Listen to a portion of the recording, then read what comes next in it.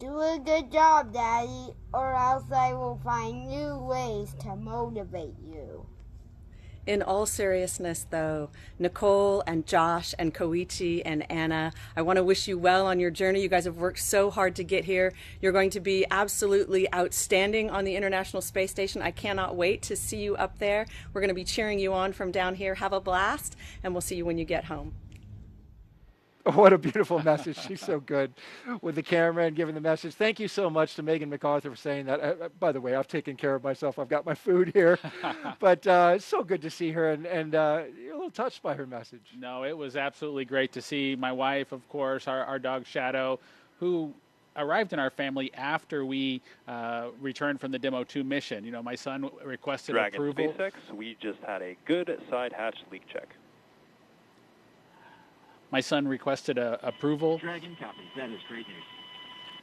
To have a dog when the mission was accomplished, and so that was pretty cool to have the dog included. And of course, Darth Vader making a guest appearance, not something that I expected, but that costume has a little bit of history. We surprised Megan during the mission on board her time on Space Station with that costume, and surprisingly, she found one on board Space Station to surprise us right back. How about that? And he's using the dark side of the Force at the moment. He's going to motivate an answer out of you. He may have heard that line from both his mother and myself as we try to work through elementary school. Well, a nice moment there. Thank you, Megan, for doing that. And I'll make sure Bob laughs at my jokes, or maybe I need to just tell better jokes. That's what it is. Hey, we want to catch you up on the action. We did have some FOD that was found in the seal in the side hatch, and that was removed. The SpaceX team working quickly to get that removed and cleared. They resealed the hatch and repressurized it, and we have confirmation just heard minutes ago of a good side leak hatch check, and so the team is moving forward. The beautiful shot of Dragon as we look out over the Atlantic. We've got some social media questions, and we asked you to submit them.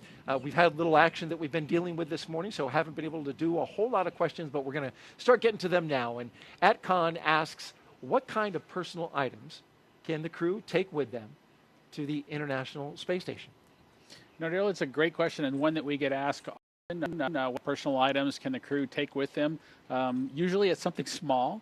It's probably the best answer to that question, but they're items that are personal mementos of family members or otherwise. You saw my son earlier in the Darth Vader costume. As you can tell, Star Wars has a special place in our family, and so we were able to glue together a small Lego ship and have my wife take that into space. I took one during my mission as well, so that we would have something that he could connect with that was part of our family, something to talk about, during our family conferences.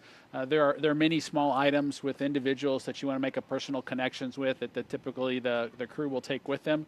They also take something that's special to them that allows them to either remember Earth or take advantage of a hobby that they have, whether it's a guitar or other musical instrument, small items like that. It must be nice to have that connection back to Earth and your family because of you're up there in space, and especially now with these long-duration space missions lasting 6 months.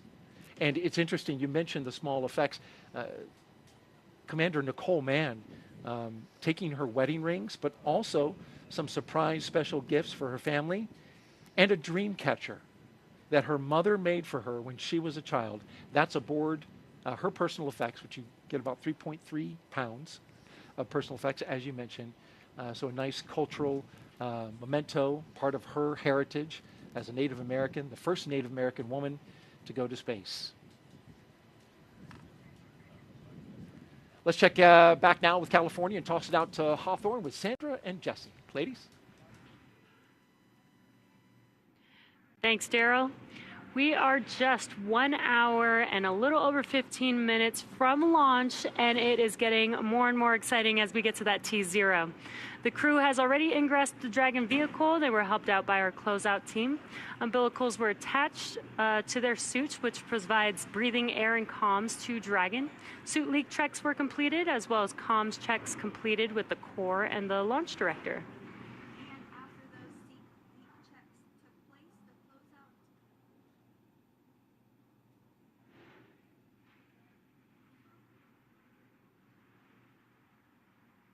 And after those suit leak checks, the closeout team was able to close and seal the hatch. We just got confirmation that we did have a good leak check.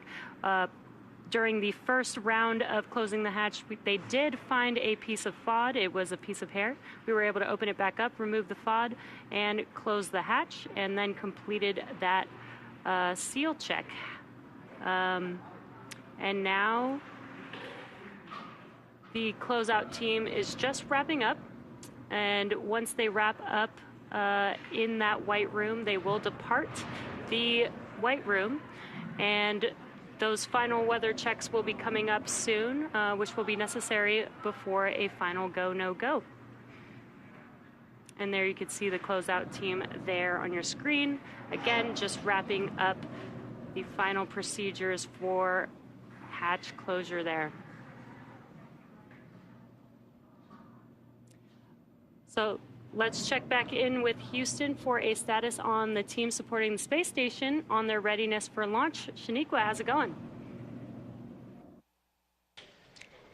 Thanks, Jesse. The team here in Metro Houston has polled that they are go for the launch. The International Space Station and its onboard crew are ready for Crew 5 astronauts to lift off. When Flight Director Greg Whitney polled his team, he was asking the flight controllers who work on all the different systems on board the space station if their focus areas were online and working properly. This includes life support systems, proper communication links, computers that allow us to command the station on board and their subsystems, and our ability to maneuver the space station are fully functional. The crew in orbit is awake and just finished their midday meals. They will start crew arrival preparations shortly, making sure they are ready to receive the new crew tomorrow. Mission Control Houston will continue monitoring the mission as we check off milestones for today's flight. In the meantime, I'll send it back over to Hawthorne. The International Space Station is ready for launch. Sandra? Thanks, Shaniqua. That's great news. And while Crew 5 is launching today, just a few months ago, we were launching another crew to the International Space Station. That is, of course, Crew 4, who launched in April. The Crew 4 astronauts currently on board the International Space Station have spent nearly 6 months conducting scientific research in areas such as materials science, health technologies, and plant science to prepare for human exploration beyond low Earth orbit and to benefit life on Earth. Such research also lays the groundwork for future exploration of the Moon and Mars, starting with the agency's Artemis missions. Dr. Chow Lingren was born in Taipei, Taiwan, but spent most of his childhood overseas in England. He was an instructor and jump master with the U.S. Air Force Academy and also has a doctorate in medicine and served as a NASA flight surgeon. After he was chosen as an astronaut, Lingren flew on Soyuz and spent 141 days in space during Expedition 44 and 45. He has a wife and commander of Dragon Freedom. And up next is fellow airman Bob Hines. He was born in Fayetteville, North Carolina, and has a wife and 3 daughters. He has a Master of Science in Aerospace Engineering and served 21 years in the U.S. Air Force as a test pilot and as a fighter pilot in the F-15E. He came to NASA as a research pilot where he flew science missions in the WB-57. He's the pilot for NASA's SpaceX Crew 4 mission, which has been his first space flight. Now, there's a couple mission specialists on board Crew 4, one of which is Jessica Watkins, who considers Lafayette, Colorado, her hometown. A talented rugby player in college, her team won the national championship in 2008. Watkins was a postdoctoral fellow in the Division of Geological and Planetary Sciences at the California Institute of Technology. She completed several internships with NASA, including one testing systems designs for the Mars Perseverance mission at JPL. She became an astronaut in 2017, and just like Bob, Crew 4 was her first flight to space. And the second mission specialist is Samantha Cristoforetti. She was born in Milan, Italy, but now lives in Cologne, Germany with her partner and 2 children. In 2006, she earned her fighter pilot wings and flew the AMX attack fighter pilot fighter at a base in Italy. In 2013, Cristoforetti launched into space aboard a Soyuz for a long-duration spaceflight to the International Space Station. And several years later, she was awarded the Knight Grand Cross of the Order of Merit from the President of Italy. Crew 4 was her second spaceflight. This 4-person crew is currently preparing for Crew 5's arrival and also their return back to Earth just days from now. And while Crew 4 was on board, they received a visit from another Dragon. SpaceX's 25th resupply mission to the International Space Station launched on July 14th, carrying over 5,800 pounds of science, research, hardware, and other crew supplies to the orbiting laboratory. Dragon stayed on station for a little over a month before being packed with critical research and hardware to be analyzed after a safe splashdown off the coast of Florida on August 20th. Now let's head over to Daryl at Kennedy Space Center. Daryl, how are you guys doing over there? Well, thank you, Jesse and Sandra. Well, we're having a beautiful day here at the Kennedy Space Center. You can see behind us, we're at the Launch Complex 39, where media are gathering, getting ready to count down the final hour as we get ready to watch Crew 5 launch into space. It is a big day, and especially here at the Kennedy Space Center, where we have just been cranking out the launches, Bob. 3 launches in 3 days from 3 different pads. We had the Atlas V going off from 40 yesterday. We've got Crew 5, of course, from Launch Complex 39A today, and then tomorrow, SpaceX launching from their other launch pad, Pad 41. It's hopping. Outstanding to see all that action down here at the Kennedy Space Center. And again, it's a beautiful day. I'm looking forward to seeing the Crew 5 folks get into orbit. Indeed, and liftoff time is still holding for noon Eastern time, 56 seconds after noon, if you want to be right on the second. We're also tracking no issues at the moment with Falcon 9 or Dragon. We did have an additional suit leak check that we performed, as well as a spacecraft leak check. Those are good to go. Dragon now good to go. The range is green. And of course, the weather is doing fabulous here at the Kennedy Space Center. Downrange, they're watching some winds in the abort corridor, but they're looking good right now. And so the crew of Crew 5, talking about Commander Nicole Mann, pilot Josh Cassada, and mission specialists Koichi Wakata and Anna Kikina, well, they donned their spacesuits in the historic crew quarters suit-up room this morning. They woke up around 4:30 a.m., donned those suits around 7 a.m. They walked out of the crew quarters building as every NASA astronaut has done since Apollo 7. And then they were transported to the pad where they climbed inside the SpaceX Dragon Endurance for its second flight. Now we are seeing them live while they await liftoff.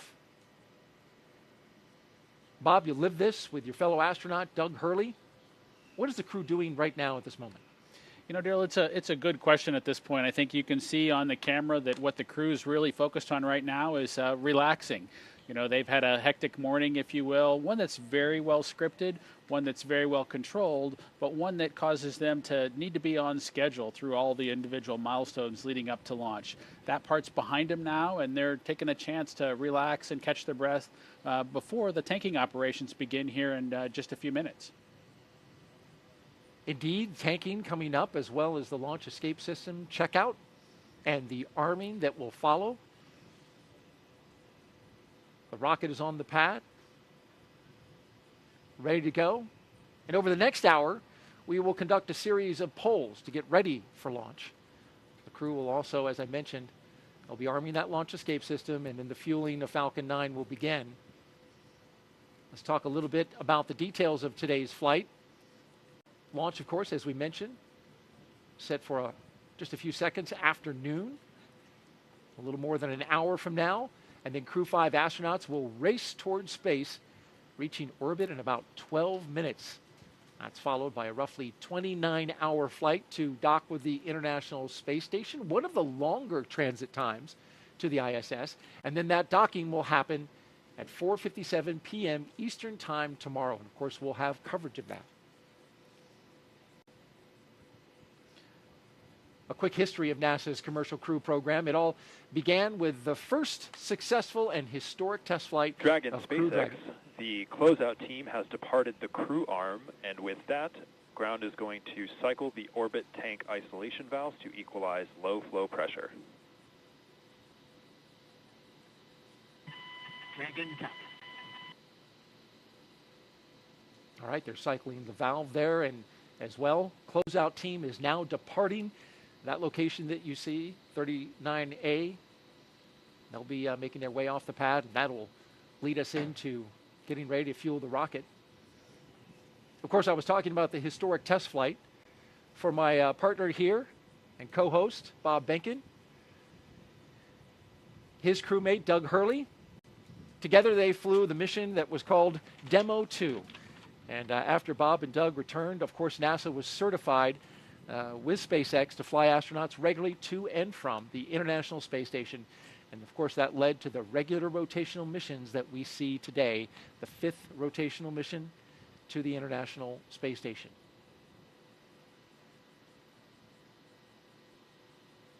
Let's check in now with Kate Tice in California.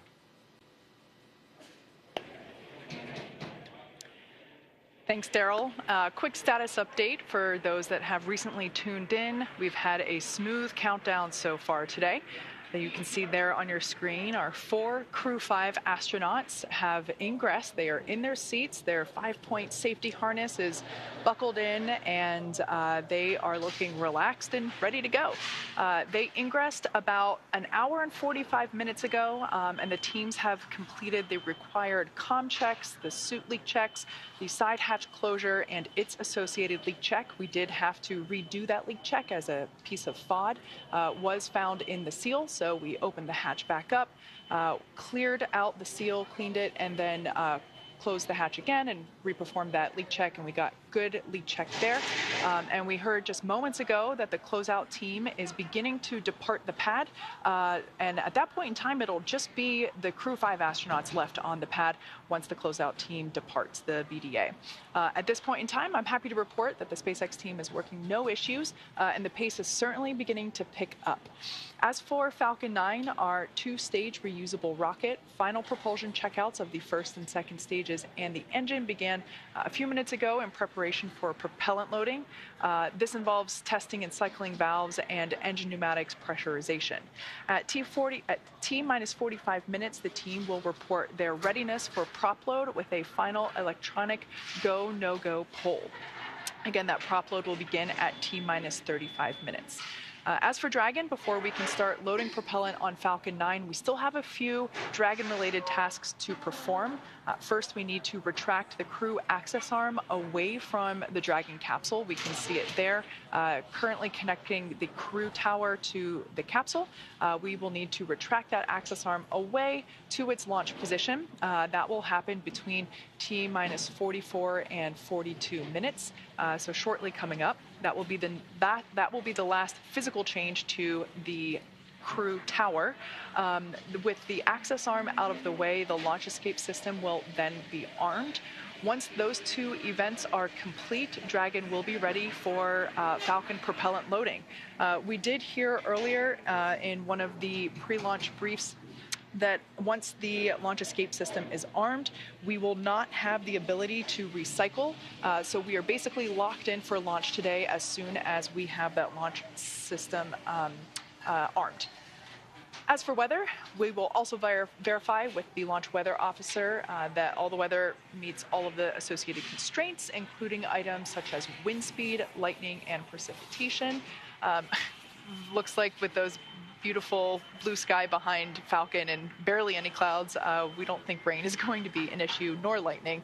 Now, we do expect acceptable weather conditions for launch, both at surface level and upper altitudes. As I mentioned earlier, we have been watching those downrange winds, and they continue to trend favorably.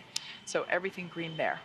As for the range, currently clear for launch from historic launch pad 39A, the worldwide network of ground stations, and the tracking and data relay satellites, or TDRS, as you hear us refer to it as. Those are ready to support Dragon as it heads into orbit. Today, we have an instantaneous launch window at 12 p.m. Eastern, noon on the dot. Once we begin loading propellant, there is no opportunity to change that T0. The timing for Dragon to rendezvous with the International Space Station is incredibly precise, down to the very second. So we only get one chance at it today. But good news, at T-minus 1 hour on the dot and counting, we are go for launch. And we are now less than 1 hour until liftoff. This day is the Dragon, you are go for section 6. When ready, report go for launch. Dragon copies. We're stepping into section 6 at 4.100, preparation for LES Army. Good readback.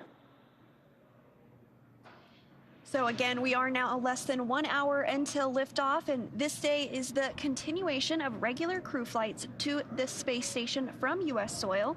SpaceX's Crew 5 mission will be the company's 6th crewed spaceflight for NASA, following the crewed test flight Demo 2 and 4 previous operational crewed missions to the International Space Station. It will also be SpaceX's 8th crewed spaceflight overall, including the private orbital mission Inspiration 4.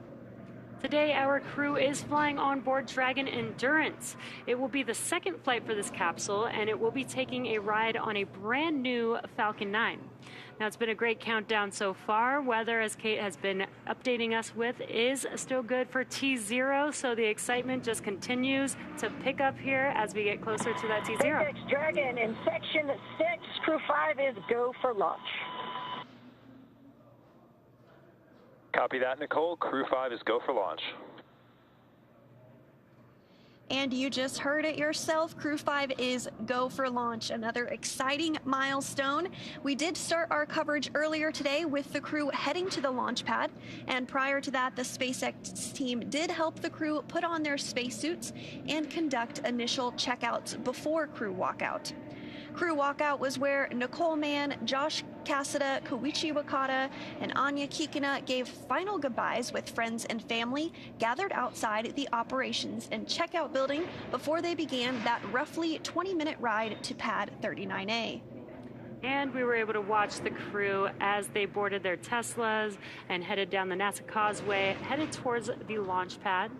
And once they arrived at the pad, the crew took a moment to enjoy the view of the vehicle as that they will be taking flight on this afternoon, and then headed up the fixed service structure to begin a process known as crew ingress, where the astronauts entered the Dragon spacecraft. The SpaceX team then performed a series of checks to ensure the suits, seats, and vehicle interactions were all functioning properly. And a short time ago, the team did close out Dragon's hatch, and the crew is safely inside. So with less than an hour to go until liftoff, things will continue to pick up as we get close to the go, no-go pole to arm the launch escape system and begin propellant loading. The crew poll for readiness was completed at the T-minus 60-minute mark, and the Dragon poll for prop load is coming up here at T-minus 55 minutes. After that, at T-minus 45 minutes, will be an internal mission control Hawthorne poll, and then the launch director's poll for propellant loading. When we get to about T-minus 40 minutes, the crew access arm will retract, and the crew will get the call to close their visors and to arm the launch escape system. Now, this is the automated safety system in place that can fire the 8 Super Draco thrusters on Dragon to quickly separate the crew from the rocket, either on the pad or during the flight on the ride uphill.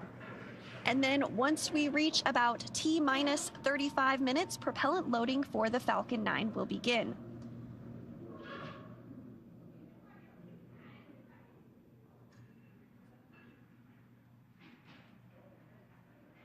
So we did hear that the crew is go for launch. Great news. So with that, let's send it back to the team in Florida. Megan? Great news, guys. So yeah, now I'm joined with Brian Onyate, but I'm going to have him say his title because I think I'm going to mess it up. So you say what you are. Sure. Good morning. Yeah, I'm the Chief of the Utilization and Life Sciences Office here at Kennedy Space Center. Yeah, it was a little long. I was like, I'm going to have him say it. Yep, long title. So I wanted to talk to you about how NASA has been studying plant growth and microgravity for many years now. So tell us about the 2 experiments that Crew 5 is going to be working on while they're on station. Sure. We have 2 experiments going up. One is more of a plant research experiment. We call it Plant Habitat 03. It will be going into the Advanced Plant Habitat. And actually, that plant experiment is doing a generational study. So as you can see, that's the advanced plant habitat, and the plant that is growing in there is called Arabidopsis. It's our model plant And basically, we're going to grow that and get it all the way to seed. And the study is basically getting those seeds, bringing them back, and then reflying those seeds to see what happens. So what's interesting is... And the second picture, right, that we Yeah. have, that's how you capture the seeds. Yeah, that's how we capture the seeds. What's interesting about those seeds, they're actually the size of pepper. So imagine the pepper that you put on your food, very tiny, very small. So we had to actually develop these capture bags to grab those seeds. So what we're noticing is in a previous experiment, the DNA of the plant actually changed, and it almost seemed like it was trying to protect itself from the environment of space, the harsh environment that's up there. So what we want to study is, can we actually grab those seeds, and will those seeds remember that environment? So when we fly the second generation, will they kind of have a leg up? Will they go already kind of pre-programmed to protect themselves, so that way the plants will thrive in space? That's so, interesting. Yeah. Why is that something that you wanted to see? What can we learn from that or use? Yeah, so what we can do is, for exploration with NASA, obviously we want to get to the orbiting station around the moon one day, or the surface, or the transit vehicle, or Mars. How can we better prepare the plants that we send, or the crops that we send up there, so that they actually are ready to go, they'll thrive, and we understand what's happening, so that the crew can actually consume something great. So. Always thinking here. We're great. Yeah, always forward thinking. Well, let's talk about the second experiment. Well, it's called Veg 05, and we have some props here to kind of walk people through that, Yeah, right? we do, yeah. So Veg 05, it's actually, we're growing dwarf tomato plants, and we're going to put them in this, what we call here is a plant pillow. What's interesting, it's actually made out of Kevlar, so exactly what police use in their police vests, so I guess they might be bulletproof, plant pillows. But yeah, so these plant pillows, it's just basically, how do we hold the soil, how do we put the fertilizer and the seed in there in order for us to grow the plants? Because they would just fly around on the space station. They would just fly around on the space station. So we have a little, what we call a quick disconnect here. This is where we apply the water. So once we apply the water in there, we have to keep watering it like here on Earth, and just let the plants grow and let them thrive in space. So, and you mentioned the fertilizer. Yep, the fertilizer and the arsenite. So what you see there on the right there is the arsenite, which is actually clay chips, right? It's the soil that basically allows the water to be absorbed and allows the plants, roots to kind of grow in there and grab water and nutrients. The second there that you see there is the fertilizer, and it's a slow release fertilizer. Slow release into it, it kind of dissolves little by little, and it provides the food that the plants need so that they can grow. Okay, so why is this important for us on space, but also here on Earth, to learn about this particular experiment? Sure, both of these experiments are important. One is obviously for exploration, we want to make sure that the seeds that we send, the plants that we grow, will thrive, right? So how can we make them excel in space, right?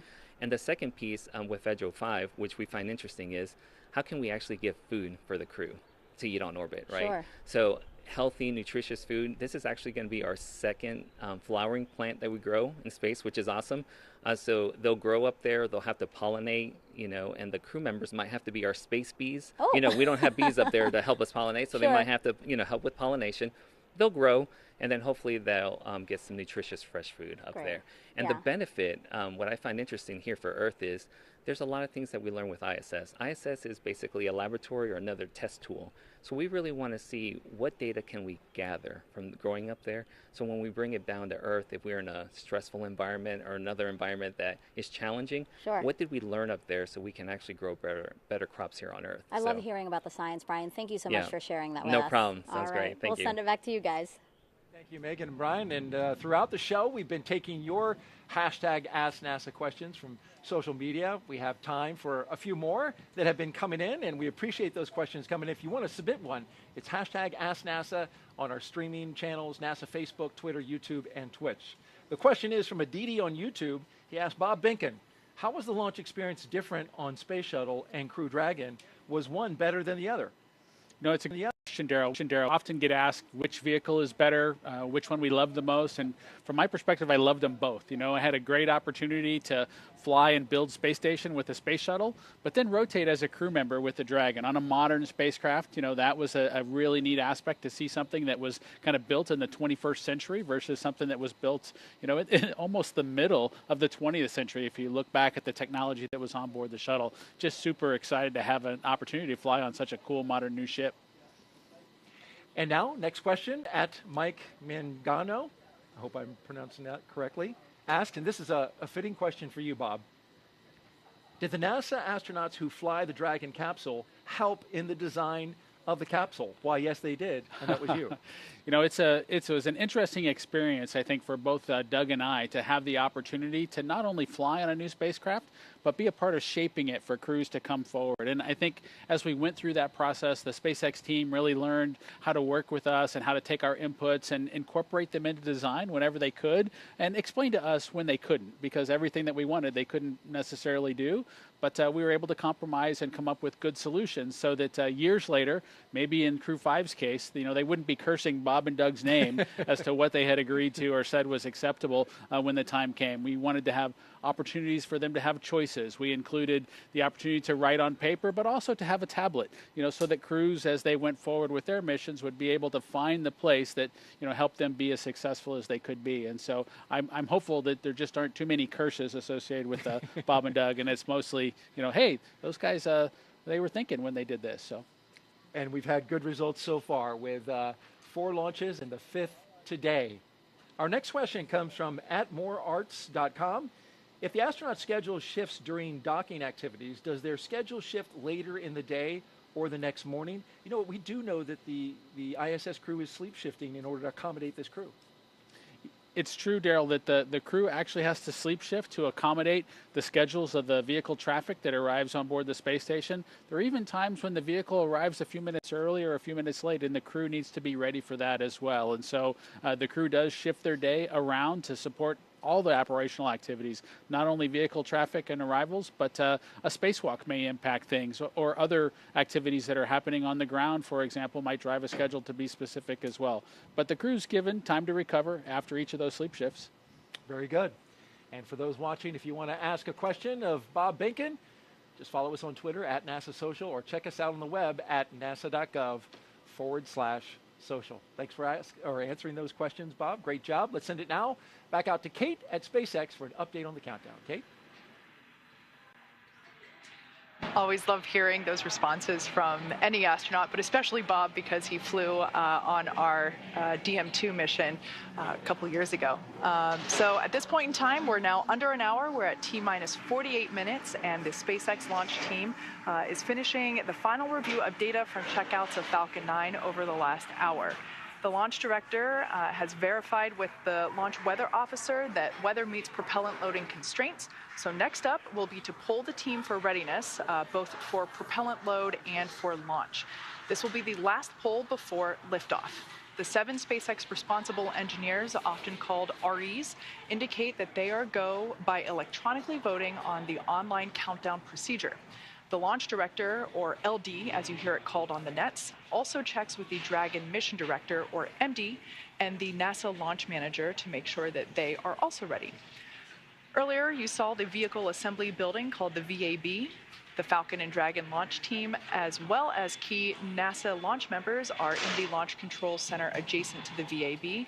They have a view straight toward Pad 39A through the large windows of Firing Room 4. Now there on screen, you can see the Dragon capsule on the right-hand side. The crew access arm is still in the service position. I've recently heard that the closeout team has departed the tower, and they are in the process of departing the blast danger area. Now, with the crew on board Dragon waiting for next instructions, which will be to stow the crew arm for launch, the crew arm sequence will be armed and initiated. We should get a good view of the access arm as it Attention swings. operators on countdown. Pulling is complete. The team has pulled go for crew access arm, retract, LES arm, propellant load, and launch. For all operators in MCCX and Firing Room 4, both control rooms will go into lockdown at T-minus 45 minutes and will remain in that state until the launch escape system is disarmed. All operators are to remain at their console and maintain a sterile cockpit until MD confirms successful disarming of the launch escape system, following orbit insertion or propellant offload in the event of a scrub. For non-urgent, no-go conditions, brief the CE or LD, and they will approve aborting the countdown. For urgent issues affecting the safety of the operation, operators shall call hold on the countdown net. Launch control will abort the launch auto sequence and immediately proceed into launch abort. At T-minus 10 seconds, launch control will be hands-off, relying on automated abort criteria for the remainder of the count. Operators advise the launch director whether structural breakup or fire is imminent or occurring per Dragon manual escape flight rules. Launch control at this time. You may proceed with arming the crew arm for movement. Launch control copies. Proceeding to arm crew arm for movement. All right, quick recap there. All really good news. It sounds like the final poll has been conducted and all of the responsible engineers polled go, as well as the range they polled ready for launch, and the NASA team, the NASA launch team is also ready for launch. So everything continuing to look good. We just heard there that the crew arm, the crew access arm will be armed for retraction, meaning it will move away from the Dragon capsule. Crew access arm retraction started. All right, and there we should get a view of that crew access arm now moving away from Dragon capsule. Again, this will swing out into its launch position. This is the final change to the crew access arm, to the crew tower. Of course, the transporter erector will move away from the rocket as it lifts off and just shortly before liftoff. So that, in fact, will be the last major physical change that we see to the pad. But this crew access arm retraction is the final, will be the final state for the access arm for launch. This retraction should take about a minute to complete. Now, as I mentioned before, the range continues to be go for launch, monitoring the clearance area around the launch pad, as well as air and sea space around the flight corridor. And of course, here at Kennedy Space Center, as you see on your screen, the conditions are gorgeous. Everything continues to be acceptable for launch. Many things go into consideration, such as ground winds, any rain that might be in the area, as well as potential for lightning, any thick clouds, and of course, as I mentioned before, downrange landing zones. We have mentioned before that we've been tracking those, but everything continues to look green for launch. At this point in time, everything is looking on time for our liftoff at noon Eastern. We can see that crew access arm continuing to retract. Pretty cool shot there from inside the arm on the right-hand side of your screen as we see Dragon slowly move out of the frame.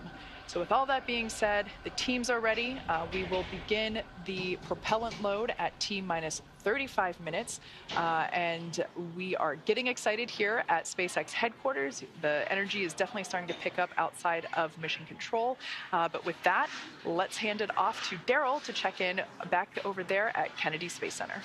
All right, thank you, Kate. And back here on the lawn and the host desk looking out at what one of my coworkers called a picnic vibe, with the media and NASA social folks all joined here to watch Crew 5 launch in just crew about access 42 arm minutes. retraction complete. And there you heard confirmation that crew access arm has fully retracted from the rocket. A gorgeous shot there from our flight operations team here at the Kennedy Space Center, a helicopter encircling the pad right now to give you that view. Great job, fellas. T-minus 42 minutes and counting as we zip around Launch Complex 39A. The background, the launch tower for Dragon, and in the foreground, a Starship launch tower under construction. Up next, we're looking at the launch escape system getting ready to arm, and of course that comes right before we start loading propellant. We're expecting to hear those call-outs in just a bit. On a beautiful bluebird day at the Kennedy Space Center. Our crew 5, is in their seats at the very top of that rocket, inside the capsule Endurance, making its second flight. There they are, from left to right. Cosmonaut Anna Kikina, Josh Cassada, Nicole Mann, and Koichi Wakata. And Daryl, they're getting into position to begin their procedure that'll have them arming that launch escape system that you mentioned. They'll be able to hear some clicking of valves and follow along on their display screen as once they've kicked off that procedure, as the vehicle kind of catches up and completes that arming sequence. And as you know, once the fueling operations begin, the crew has to be ready to potentially launch somewhere if there was some sort of a problem. And so that launch escape system needs to be in place and armed in preparation for that fueling operation to begin. That system will stay armed throughout the ascent phase until the crew is actually safely in orbit, allowing them a safe way to escape from the Falcon 9 rocket should there be any sort of a problem with the vehicle. And we're expecting to see the astronauts close their visors and arm the launch escape system that you just talked about, Bob. Here in a little over a minute, we'll get the call out from the launch team. You'll also see them ensure that their feet are in the appropriate locked-in position, their straps are tight, because again, should that system be required, they might be going for a pretty significant dynamic ride. But of course, we don't expect that to happen today, but they'll have that system in place just in case as the appropriate safety measure. Yeah, Bob, that launch escape system, powered by Super Draco engines, capable of moving Dragon a half a mile in just 7.5 seconds, which is equivalent to a peak velocity of 436 miles per hour. I know you know this system well. You were very much briefed and very aware of its capabilities. You want to be able to not only get off the launch pad, but also get off the rocket while in flight. So it's got to move fast. Absolutely, Daryl. And for shuttle systems, the crew would really have to do a lot of manual activities to steer the vehicle through the appropriate escape or abort scenarios, as we talked about them in those days. But this system is highly automated, and the crew primarily follows along with its operations. Dragon, you are go for Section 7 of 4.100 to close visors and arm the launch escape system.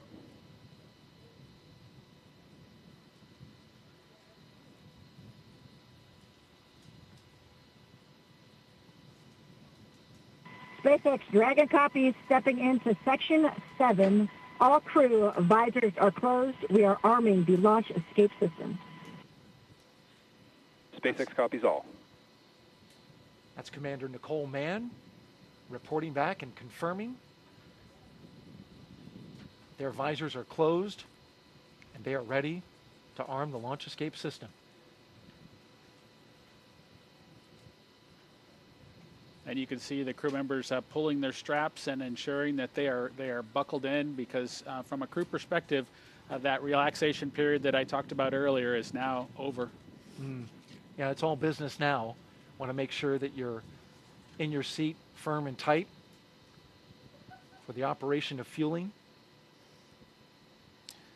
This is also the part of the operation that starts to be a little bit different than training. You really can't capture the tones. Empty on countdown 1. Launch escape system is verified armed.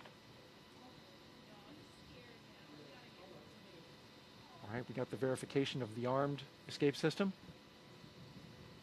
So from a training perspective, the sounds and things that the crew will hear during the loading operation are just different than they're able to capture from a training perspective. And so now's when it starts to, again, be a little bit different from a crew perspective. There's no simulating that system. There is some acoustics that they tried to capture. Falcon 9 tanks will be venting for the start of prop load. Expect loud venting.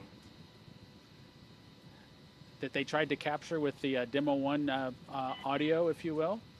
But as you heard in the comm that just came through there, you need to get reminded to expect loud venting during some of the operations. And these are new things from a crew perspective that you've been briefed on, but now you're going to hear them for the first time.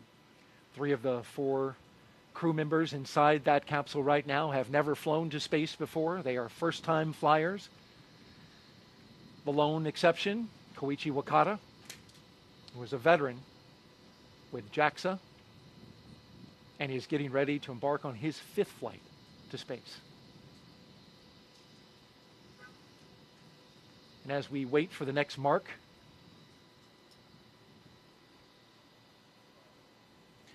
the crew's experience, whether it's a space shuttle or a Soyuz or the Dragon vehicle or Starliner or Artemis, as we move towards that, these experiences are all slightly different. And so I'm excited to hear, Koichi's discussion as he tries to balance and describe all 3 of them side by side when he gets back from this mission.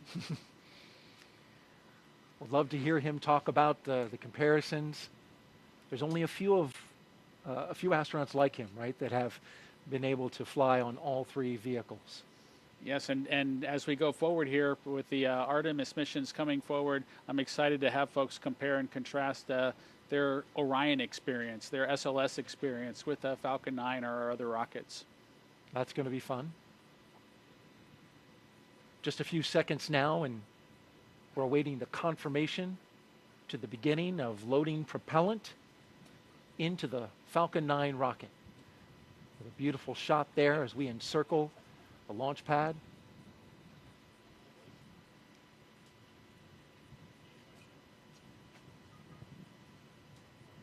Just a few more seconds until that call out.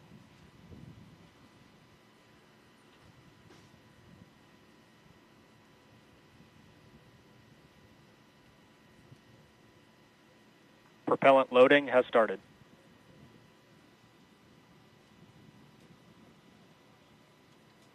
And so it begins. The loading of propellant aboard the Falcon 9 rocket, liquid oxygen and RP-1. Got your propellant and your oxidizer, which blended together make quite the combustion. Millions of pounds of thrust to get Crew 5 into space. You know, there are a lot of details to that operation, Daryl, with each of the stages, and as you mentioned, the oxidizer and the fuel both needing to be loaded, and so the crew will follow along with that carefully as the loading operation commences. If there was any reason for them to need to stop that operation, the crew would expect that propellant loading to kind of be backed out and reversed, and so they'll want to understand the state of that fueling operation going forward, just in case they had to back out of it. And we've got a social question now from @GrantB117, who asks, how long does it take to complete the fueling operations? You know, it's a great question, Daryl, and they started it at 35 minutes because that's really, prior to liftoff, because that's how long it takes for the loading operations to kind of get executed. The crew goes through the process, the ground team, of loading that propellant, ensuring that they get the proper commodities on board. The actual sequencing of things might be affected a little bit by the temperature on a given day, but they have that process well monitored, and they begin at 35 minutes because that's how long it takes to get the rocket all fueled up. Thank you for asking, or for answering those questions, and to you out there for asking the questions. Keep them coming. #AskNASA on our various social platforms. And again, now that fueling for Falcon 9 has started, that means the 8 Super Draco engines inside Crew Dragon are ready, if needed, to launch the capsule away from Falcon 9 in an instant, should there be any kind of emergency associated with the rocket or the pad. The NASA and SpaceX teams have trained extensively for exactly that type of contingency. And so now let's go over to Kate Tice at SpaceX headquarters in Hawthorne for another operations update. Kate? Thanks, Daryl. You can probably tell by the background noise that things are starting to get more exciting now that we're just practically 30 minutes away from launch of Crew 5, certainly counting down the final minutes. Everything's still looking good for Falcon 9 and Dragon. With that launch escape system now armed, we are heading for an on-time launch just 32 minutes from now. As you saw, Falcon 9 propellant load began right on time at T-minus 35 minutes.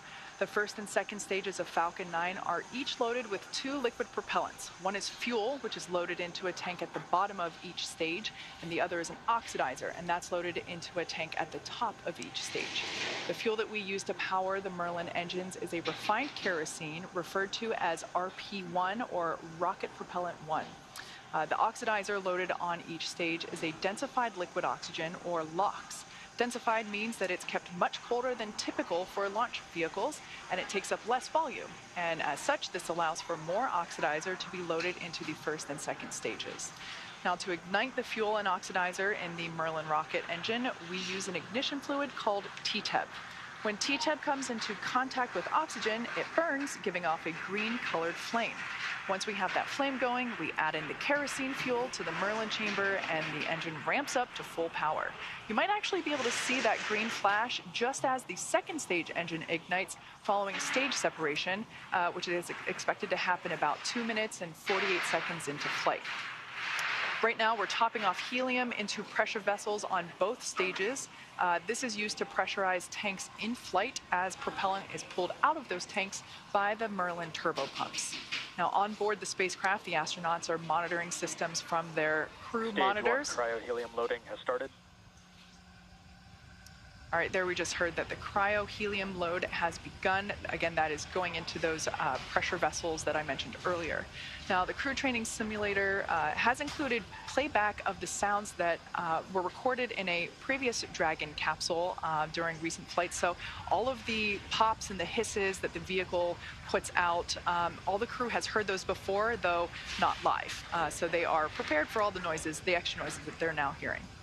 As for the range, continues to report no problems. They are go to support launch.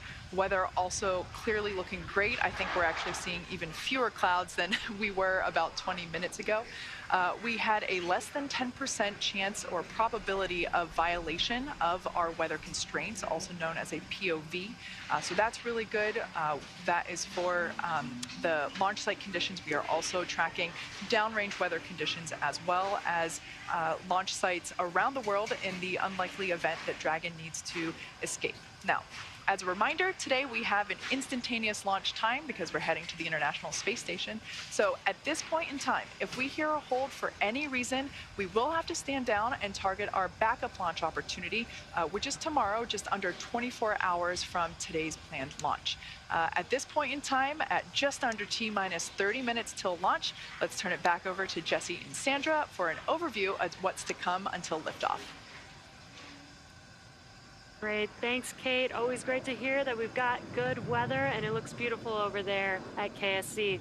For Crew 5, the astronauts' flight to station will take about 29 hours. And as we await T0 in just about 28 minutes from now, the ground operations team is doing a series of system checks to make sure both Dragon and Falcon 9 are ready for launch. You're looking at a live view of our teams at the Cape as they prepare for liftoff. And as we wait for the launch clock to hit 0, we want to give you an overview of what the ascent portion of the mission will look like. Now, once we hit T0 and a successful launch occurs, we will watch Falcon 9 and Dragon lift off from historic launch pad 39A and make their ascent. About 50 seconds into flight, Falcon's 9 engines will throttle down to help pass through the period of a maximum dynamic pressure on the rocket, or what we typically refer to as max Q. At this point in time, the vehicle will be going supersonic. And once we're through the period of maximum dynamic pressure, we can throttle up our 9 Merlin engines again. From there, at about 2.5 minutes into flight, we have a series of 3 events that will happen in rapid succession. The first is MECO, or main engine cutoff, and this is where all 9 Merlin 1D engines shut off in preparation for stage separation, which is, of course, our second event. This is where the first stage detaches from the second stage, and the first stage will make its way back to Earth for landing, while the second stage continues on its journey with the third event, which is SES-1, or second stage engine start number 1. And this is where the MVAC engine lights up and propels the second stage along with our Crew 5 astronauts to orbit. As Stage 2 heads towards its targeted drop-off orbit, Stage 1 will execute 2 burns in order to make its way back down to Earth. The first is the entry burn, and that's where 3 of the 9 M1D engines will reignite and shut down, and this helps to slow the stage down in preparation for entry back into the Earth's atmosphere. While the first stage is heading back to Earth, the second stage will cut off its 1 Merlin engine that was ignited right after stage separation. Once this happens, we will wait for confirmation of a good orbital insertion. About 90 seconds after Dragon gets into orbit, Falcon 9 will land back on Earth. The landing burn is just a single engine burn, powerful enough to bring the vehicle's speed down rapidly in order to touch down on the drone ship at about 9.5 minutes into the mission. While Falcon 9's first stage is landing, Dragon is preparing to separate from the second stage. About 3 minutes after the second stage gets into orbit, we should have a great view of Dragon with its 4-person crew drifting away from the second stage. Once Dragon is a short distance away, it will begin checking out its Draco maneuvering thrusters to make sure Dragon continues to increase separation distance from the second stage. And it is worth noting that these are not the Super Draco engines that would be used during an abort scenario. About 40 seconds after separation, Dragon's nose cone deploy sequence will begin. It will take roughly 4 minutes for the nose cone hooks to unlatch and open, exposing its guidance navigation controls that will help Dragon autonomously fly to the space station.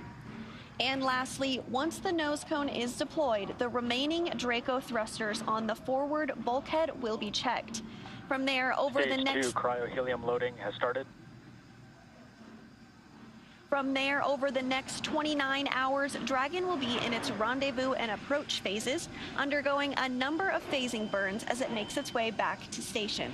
All that will be coming up soon, but for now, let's check back in with Shaniqua in Mission Control Houston.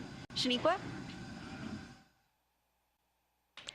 Thanks, Sandra. The flight controllers here in Mission Control Houston are laser focused on the onboard systems of the space station, making sure it is ready to receive Dragon vehicle tomorrow. They're also making sure communication links between the station, Dragon, and the ground are working properly. The consensus right now is that everything is proceeding nominally.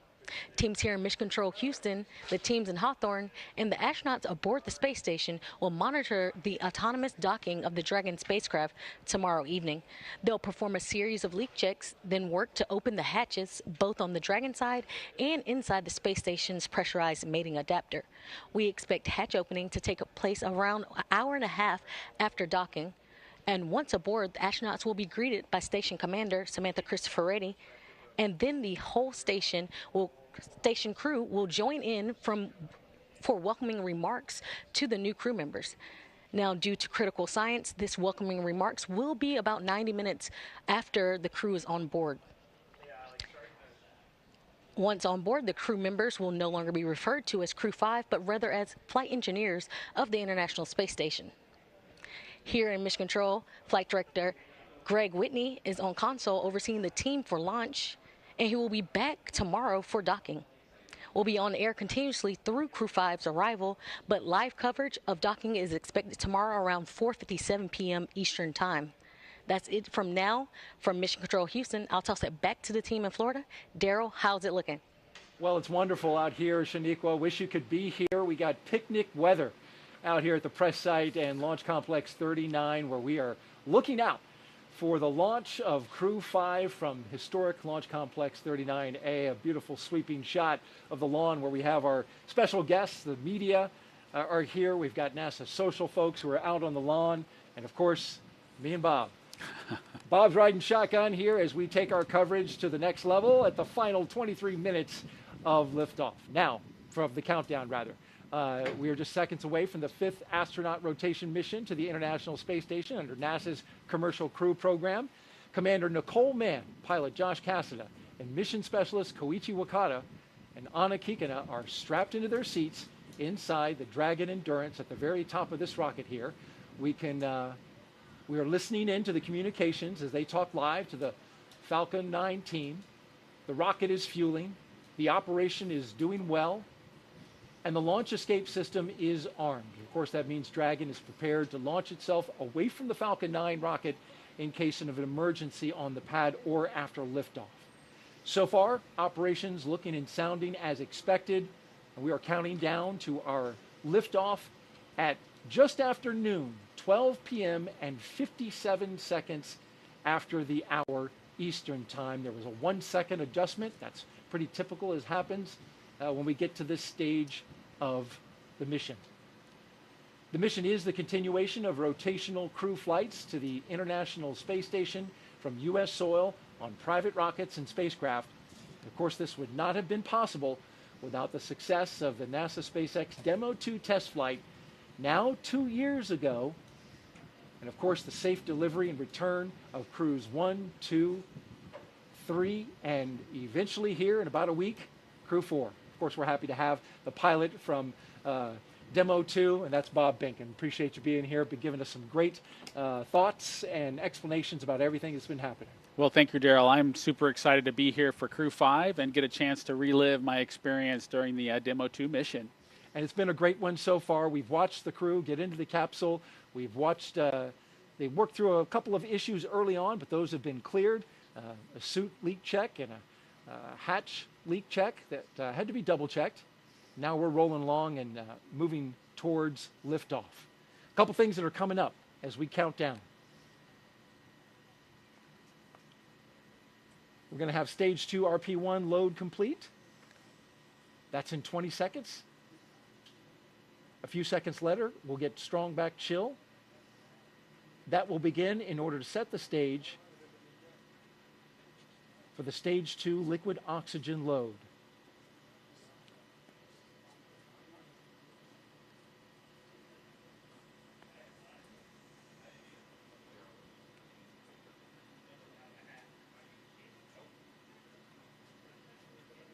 Of course, propellant's load is not an exact science, but once it completes, we'll hear that call out. Stage 2 RP1 load is complete. And there you heard it. Let's talk a little bit about the crew. If you're just joining us, we have a 4-person crew that we call Crew 5, and it's commanded by Nicole Mann. She holds a Master of Science in Mechanical Engineering and is a colonel in the Marine Corps. She was an FA-18 Hornet and Super Hornet test pilot and deployed twice aboard aircraft carriers in support of combat operations in Iraq and Afghanistan. Nicole was selected by NASA in June of 2013, and in the years that followed, led the astronaut corps in the development of hardware for our Artemis program. Today, the Crew 5 commander will be flying into space for the first time. Once she reaches space, she will be the first Native American woman to stay on station. A historic first for NASA and for her. Absolutely, Daryl. The astronaut corps is widely diverse, and I'm just proud to see Nicole join that crew on board the International Space Station. With her is pilot Josh Cassada. He grew up in Bear Lake, Minnesota. The physicist and U.S. Navy test pilot flew the P-3C and the P-8A, as well as 23 combat missions. He later became an instructor at the U.S. Naval Test Pilot School, which is a path to NASA for military officers. Cassada is one of more than 100 graduates who have become astronauts, going all the way back to the Mercury program. More recently, he served as capsule communicator and mission control, but today he is the pilot aboard Dragon. It's a seat I know well, and I look forward to seeing Josh support Nicole and the rest of the crew on their way towards the International Space Station. The mission specialist now, Koichi Wakata, he's the veteran, a Japanese astronaut who has a doctorate in aerospace engineering. In 1996, he became the first Japanese mission specialist aboard the Space Shuttle Endeavour for STS-72. Altogether, Koichi flew 4 Space Shuttle missions, a Roscosmos Soyuz, and was on a long-duration stay aboard the International Space Station. During his 2-decade career as an astronaut, Koichi has spent 11 months in space. Bob, you spent a fair amount of time in space yourself. It's great to have a veteran aboard. It absolutely is, and in addition to being a veteran, Koichi just has a wonderful personality that I know is just it's key to kind of success on board the space station. Our second mission specialist is Roscosmos cosmonaut Anna Kikina. She graduated from the Novosibirsk State Academy of Water Transport in 2006. In 2012, Anna officially became a candidate for the position of test cosmonaut. Crew 5 will be Anna's first flight into space, along with 2 of her other fellow astronauts. Now, each of these 4 crew members will be part of Expedition 68 once they arrive at the International Space Station. And there you see them there inside Crew Dragon Endurance, the second flight for this Dragon. I want to let you know, if you're here locally, you want to step outside and enjoy the launch, we've got a small radio. You can pick us up on VHF radio frequency 146.940 on the megahertz scale, and on UHF radio frequency 444.925 megahertz FM mode. You can hear that all within Brevard County, right here on the beautiful Space Coast. And you can see the Stage 2 LOX load has started.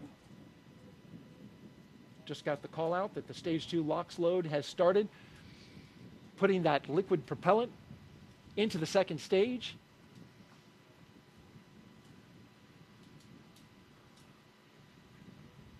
Let's check back in with Kate Tice and get an update from Hawthorne. Kate? Thanks, Daryl. We are T-minus 16 minutes away from launch, and everything continues to look great for Falcon 9 and Dragon. Falcon 9 began prop load at T-minus 35 minutes. The loading of RP1 fuel on the second stage is complete. That finished at T-minus 20 minutes. Fuel loading continues on the first stage. It is almost complete. That should be wrapping up here momentarily. Densified liquid oxygen loading is underway on both the first and second stages. Those look to be about 80% on the first stage and has only just recently begun on the second stage. So not much there yet. That will wrap up at T-minus 3 minutes and T-minus 2 minutes respectively. Now, as for checkouts of thrust vector controllers, what we call TVC wiggles, those are coming up. We basically check to make sure that the thrust vector controllers are able to actuate the engines themselves. That's what helps create gimbal for those engines, and gimbaling is actually how Falcon 9 steers itself.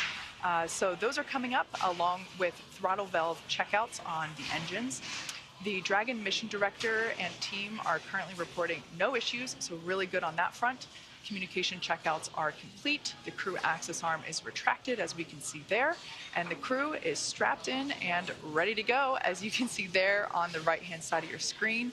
Everybody continuing to monitor prop load there on their crew monitors. Now, final instructions to the crew come at T-minus 10 minutes. At that point, their crew displays will be configured for launch. This setup gives the crew insight into how the launch is proceeding and provides constant updates on vehicle health. At T-minus 5 minutes, we'll hear the call out that will be in terminal count, and at that point, Dragon will transition to internal power. We'll hear continued call outs on the countdown nets as we get closer to liftoff.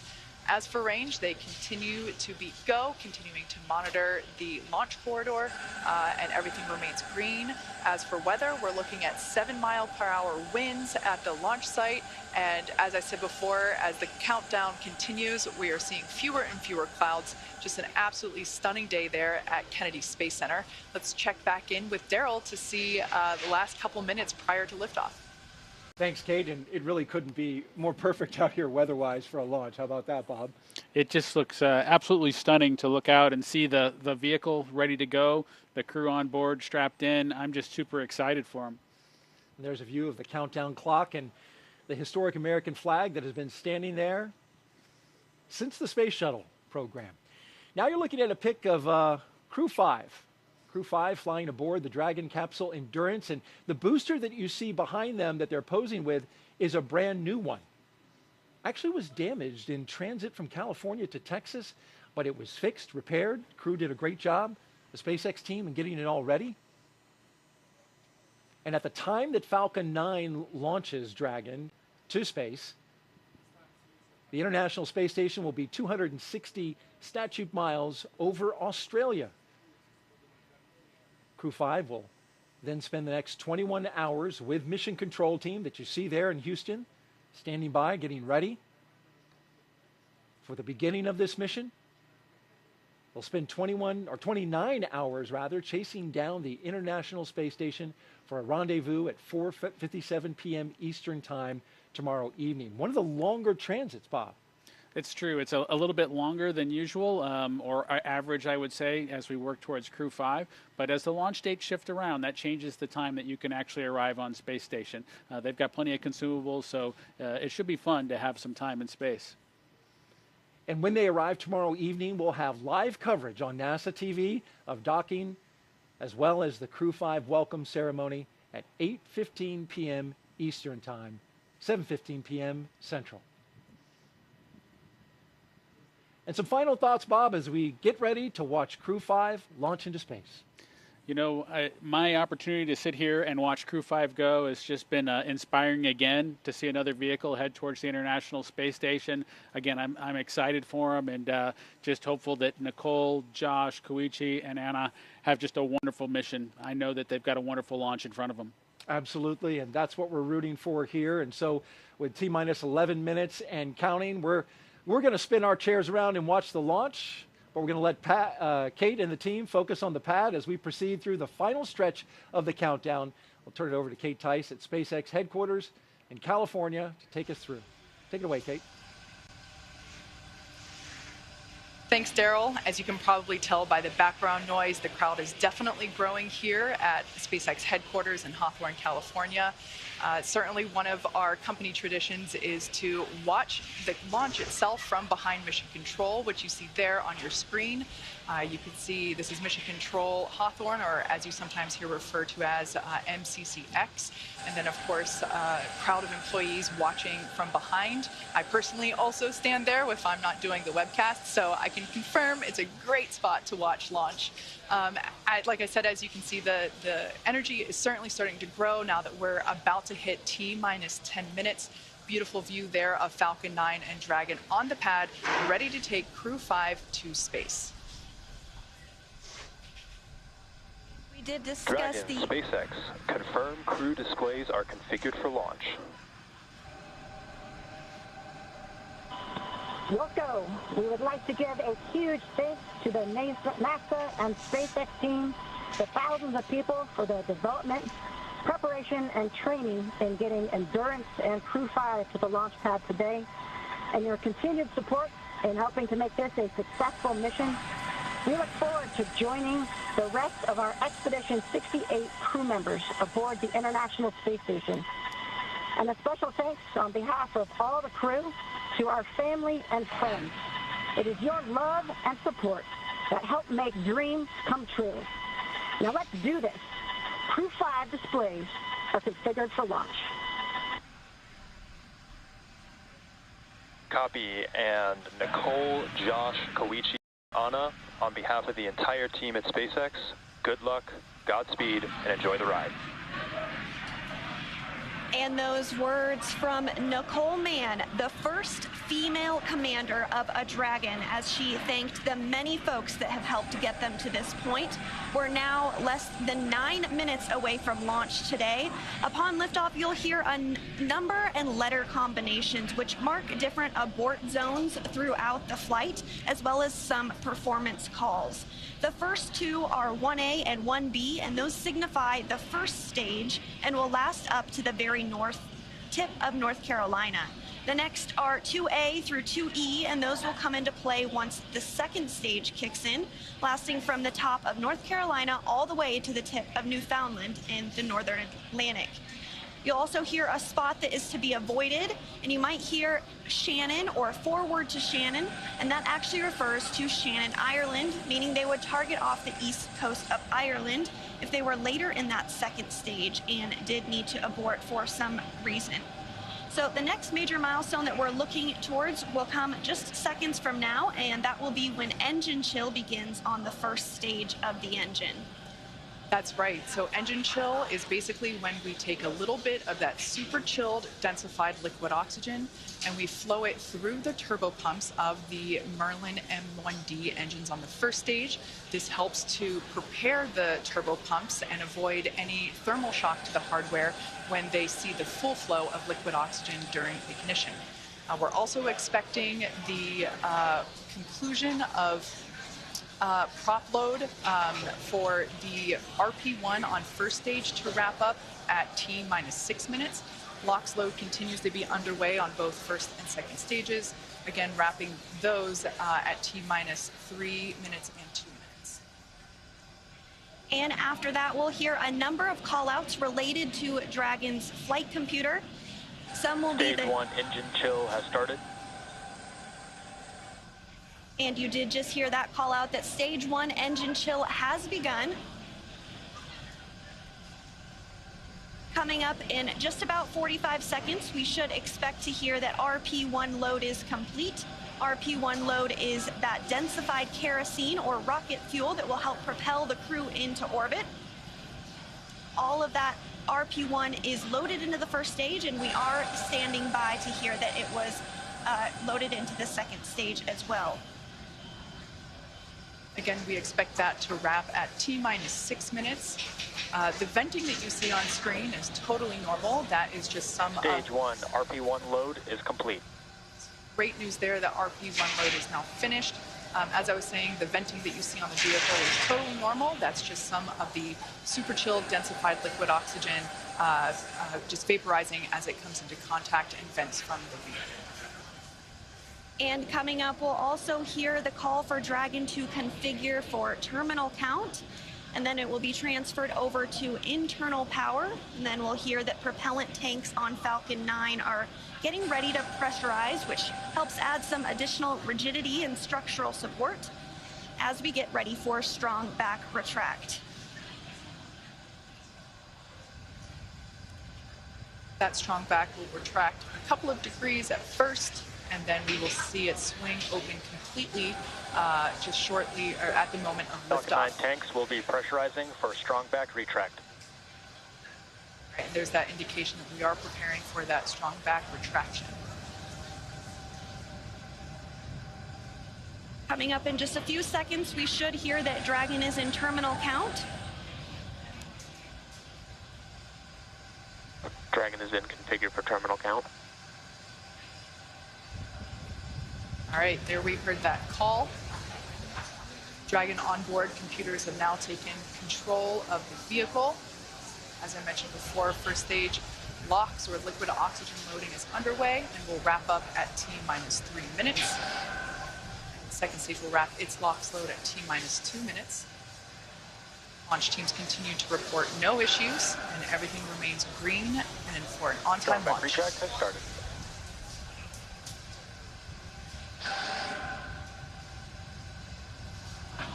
And here in just a couple seconds, you might be able to see the strong back arm as it does begin to retract. As Kate said, it will recline 2 degrees.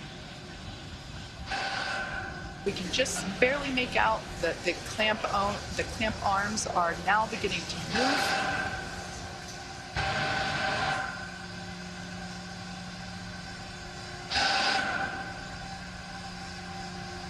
All right, now that those clamp arms are removed, as Sandra said, this will retract by 2 degrees, and then at liftoff, the strong back will retract another to 45 degrees, allowing Falcon 9 to clear.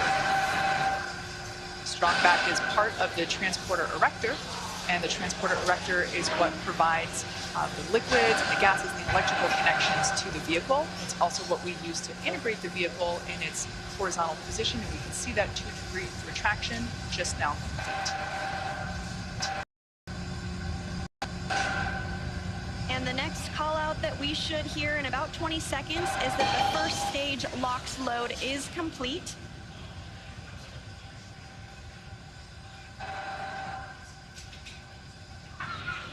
Stage 1 LOX load is complete. And there we go, all of the oxidizer loaded on stage 1. Soon we'll hear that stage 2 LOX load is complete, and that will be the last propellant call out we'll hear today. Now less than 3 minutes until launch. Dragon is in terminal count and is on internal power.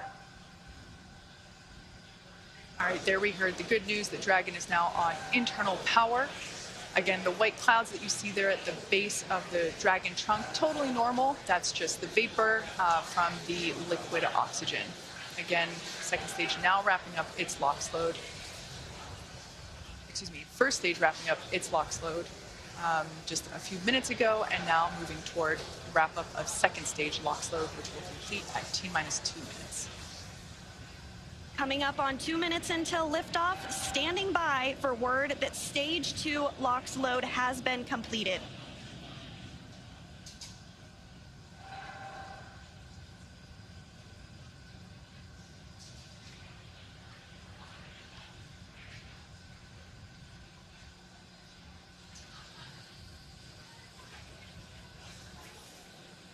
Dragon is in auto idle.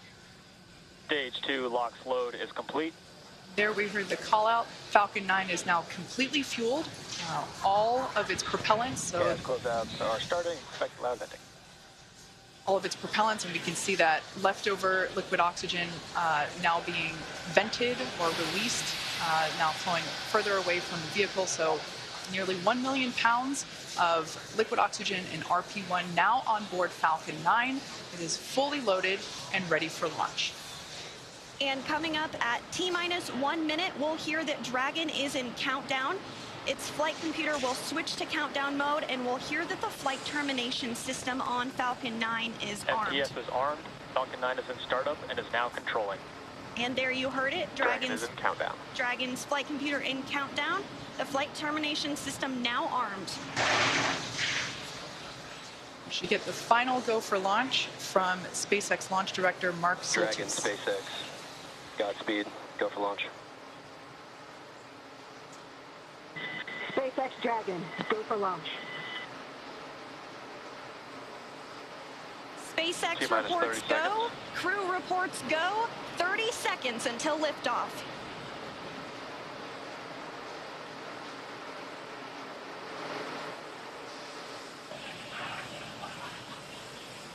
T-minus 15. 10, 9, 8, 7, 6, 5, 4, 3, 2, 1. Ignition. Engines full power. And liftoff.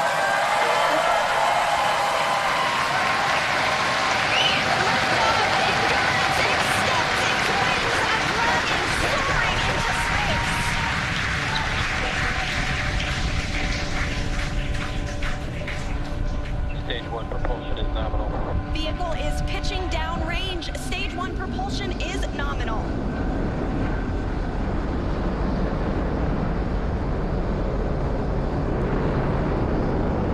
We're now at T plus 35 seconds into the 5th rotational crew mission on board Dragon and Falcon 9.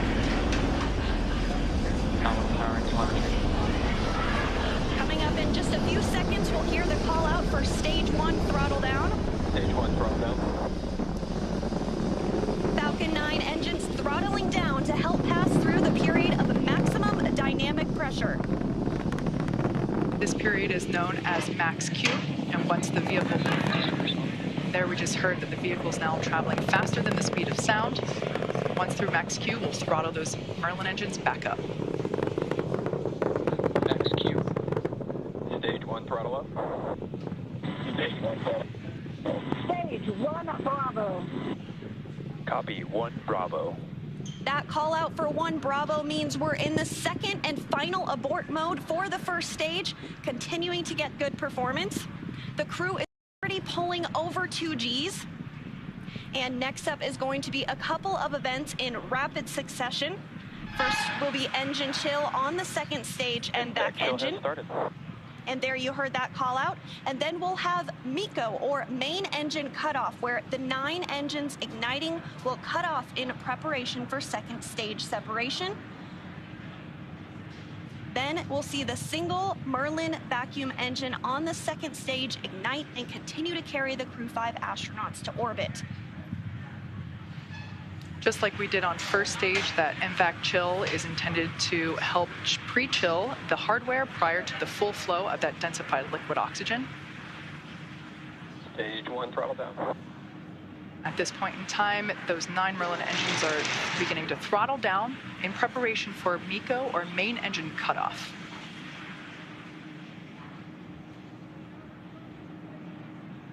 Standing by for MECO.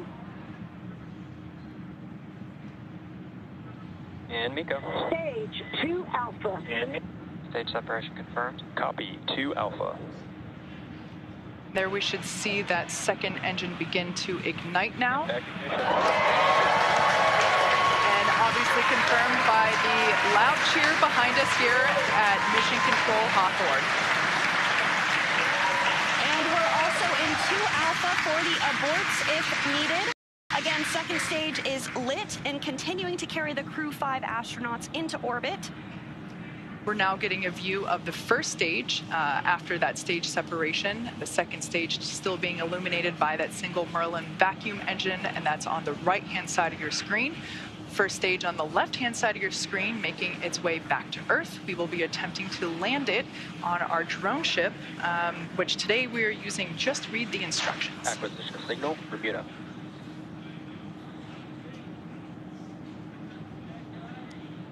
And we did hear that acquisition of the ground station in Bermuda. The first stage is continuing to make its way back to Earth, and the second stage is going to continue. SpaceX, trajectory nominal. Another good call, trajectory nominal. Dragon copy. Confirmation there from Commander Nicole Mann. You can also sort of see the Space Coast there in the background of the first stage on the left-hand side of your screen. It also looks like you can actually see the thrust plume created by the first stage as it's now rotating just out of screen. Second stage is going to continue firing until a little over 8 minutes into the flight, really doing the heavy lifting now, getting the crew into orbit. Everything continues to look nominal on both first and second stages. As I mentioned before, the first stage will be making a landing on one of our drone ships, which is currently parked a couple hundred miles off the coast of Florida in the Atlantic Ocean. So we can see now that Dragon, SpaceX, trajectory nominal. Good confirmation there that we have good trajectory. The second stage now traveling over 5,400 miles per hour. Crew is pulling a little more than 1 G right now. That's going to continue to ramp up, peaking just before we get to second stage cutoff here in just a few minutes from now.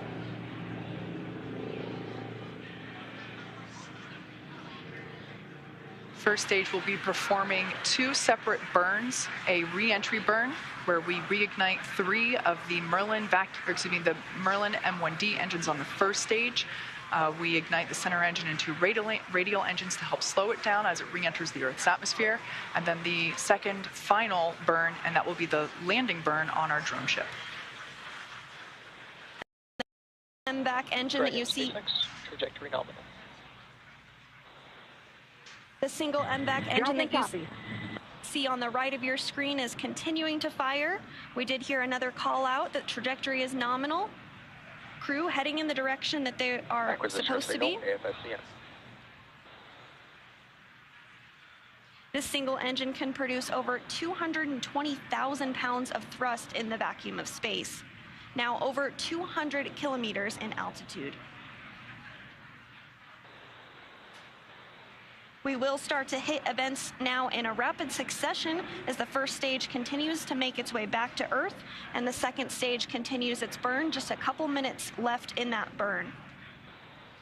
For those of you just joining us, just over 6.5 minutes ago, our 4 Crew 5 astronauts launched from Kennedy Space Center in Florida, and they are now making their way into orbit on the second stage inside Crew Dragon. Trajectory nominal. Which we're hearing that the trajectory on that is nominal. Dragon copy. They are safe inside Dragon Endurance, whereas the first stage on the left-hand side of your screen is making its way back to Earth. We are coming up to the re-entry burn, which, as I said before, we ignite 3 of the 9 Merlin engines to help slow the booster down as it re-enters the dense part of the Earth's atmosphere. As the entry burn completes, we'll be in the final... Stage 1, entry burn startup. So there we heard the call out. You can there see it on your screen that that entry burn has been initiated.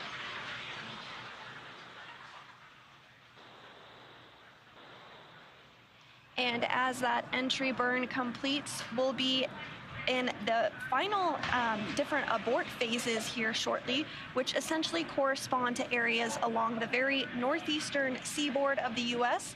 Stage 1, entry burn shut down.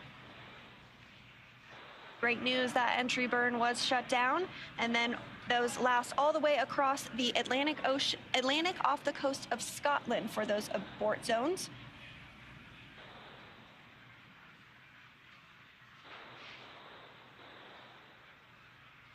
Everything continues to look nominal for both the first and second stages. Terminal guidance.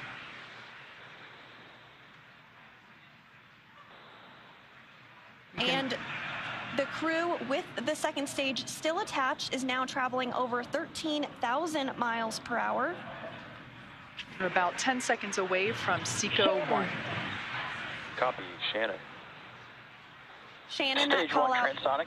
That call out for Shannon, Ireland, indicative of our final abort zone. After this, we'll see second stage shut off, and we'll be listening for confirmation of a good orbit, which tells us the crew and Dragon are exactly where they need to be.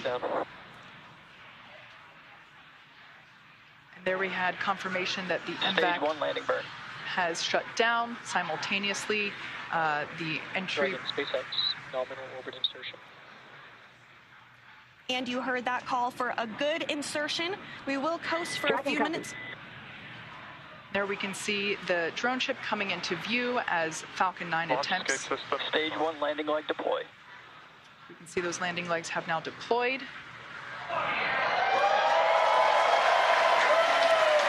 And as you can see on your screen, and you can hear by the clapping and cheering behind me, Falcon 9 has landed on our drone ship just through the instructions, parked off the coast of Florida. And again, that second stage separation will be coming up just a couple of minutes now. We do coast for a few minutes after second engine cutoff to allow any rates or motion to dampen out and settle. And looks like we're going to get a view of the second stage as it separates here shortly. We did hear that the crew has been successfully inserted into a good orbit.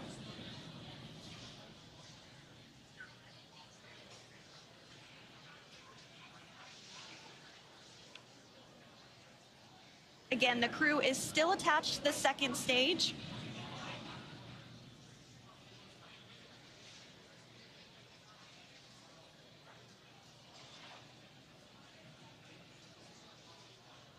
We are expecting stage separation to occur in just over a minute from now, about 1 minute and 8 seconds. And that's when the, when the second stage will separate from the Dragon trunk. The Dragon trunk is the part of hardware where we are able to house the cargo that is able to be exposed to the vacuum of space, as well as the solar panels which help power Dragon while it is on orbit.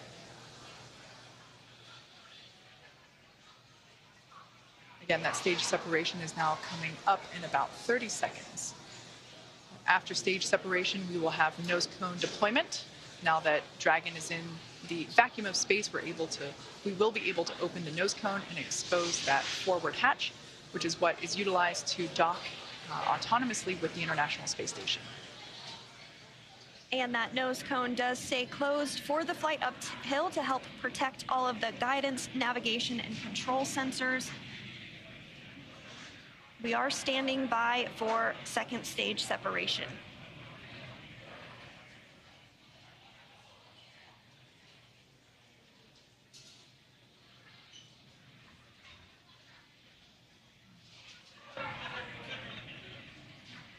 And there is separation. Dragon separation confirmed.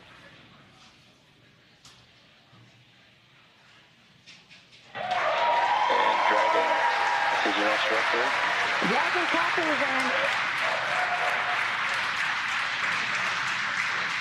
Dragon, this is your launch director on Dragon. On behalf of the entire launch and recovery team, it was an honor and a pleasure to be a part of this mission with you. And while October 3rd may belong to the Mean Girls, October 5th will forever belong to Crew 5. Godspeed, Endurance. Cheers.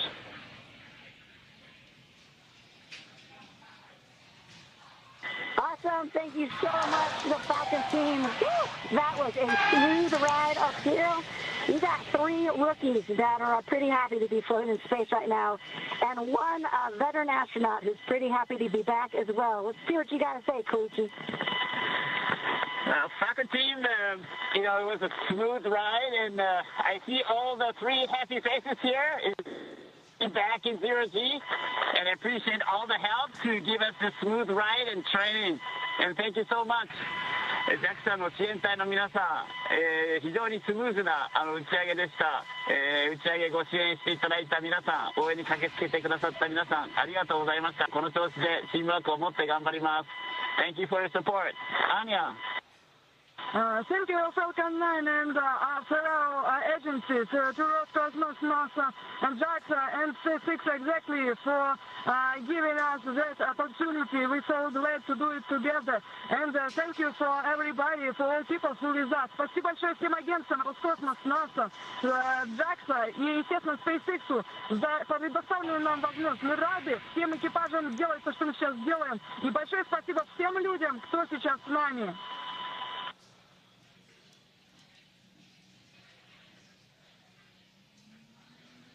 Really nice words there from the Crew 5 crew, as well as... And Dragon, Falcon 9C, thanks for the words. Had a great ride. Have a good mission. We'll see you later. A wonderful Mean Girls reference there by Launch Director Mark Soltis, and then we just heard from Chief Engineer Dan Alex.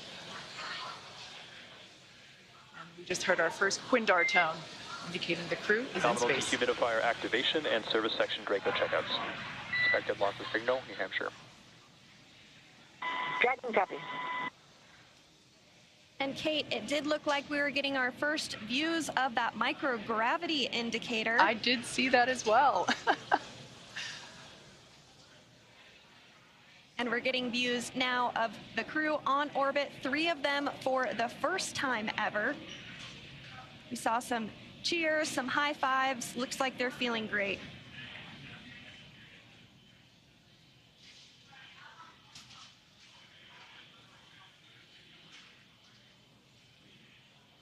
Hopefully we can see that zero-G indicator float back into view and hopefully get a better shot of it. I couldn't quite tell what it was, although it kind of looked like it may have been an Einstein doll.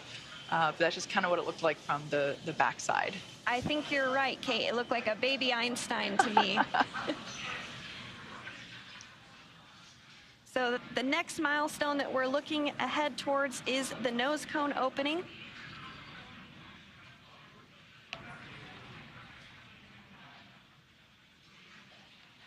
If you've just joined us, we had a successful liftoff, exactly 6 minutes of the Crew 5 mission.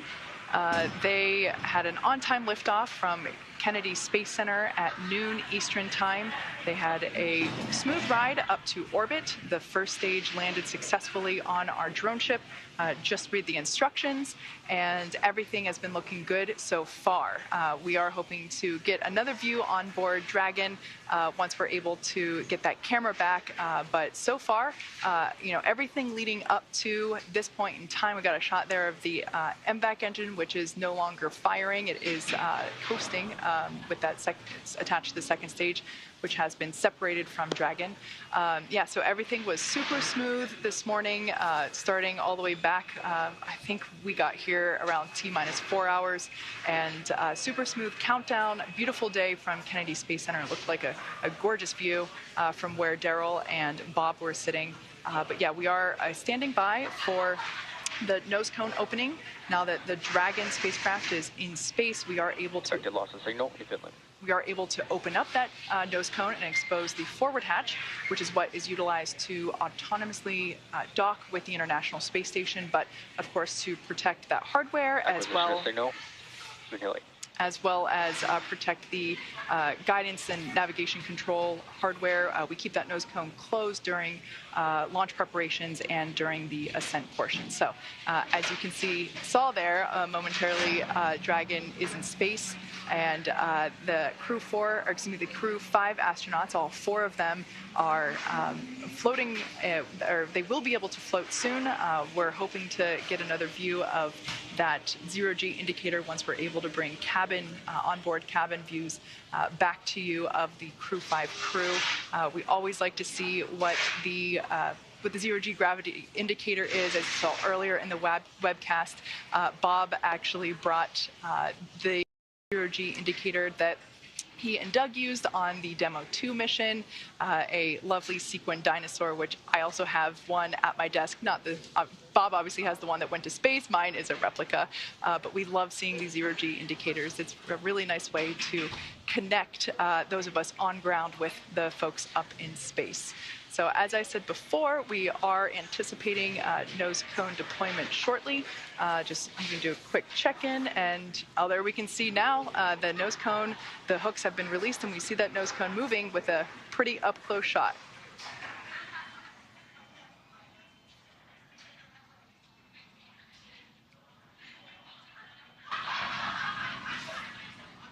We're continuing to see that nose cone open, and Acquisition of signal line. as we've mentioned, this does uncover a number of critical systems for the flight up to the space station that will be required for docking. There are 6 hooks that hold the nose cone in place during the launch and ascent portions. Those have begun to retract, and the nose cone is beginning to swing open.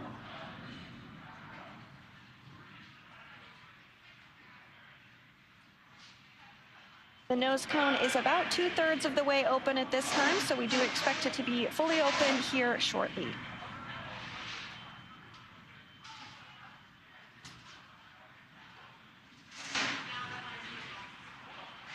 Shortly after nose cone deployment, the crew will be able to get their visors open, and they'll be given the okay to get out of their suits, and that will allow them to settle in for their ride to the International Space Station.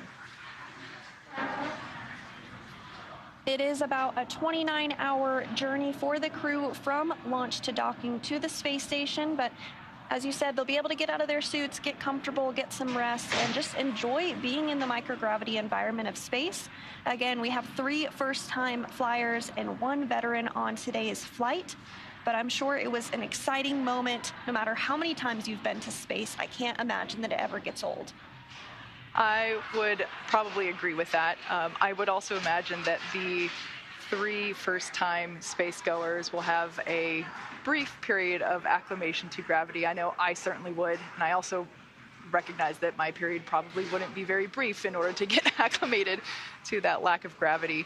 But yeah, this is something that the veteran astronauts on board station are, always happy to help really introduce the new space goers to the new environment.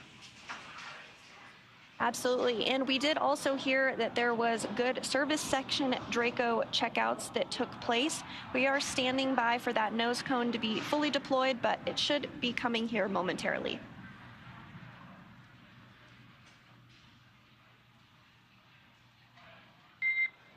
Dragon, we see a nominal nose cone opening, TCS and forward bulkhead Draco checkouts.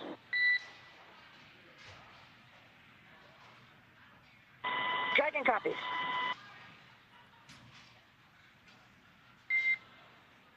Next burn is the upcoming phase burn per your displays. We see the phase burn in 28 minutes. Good readback.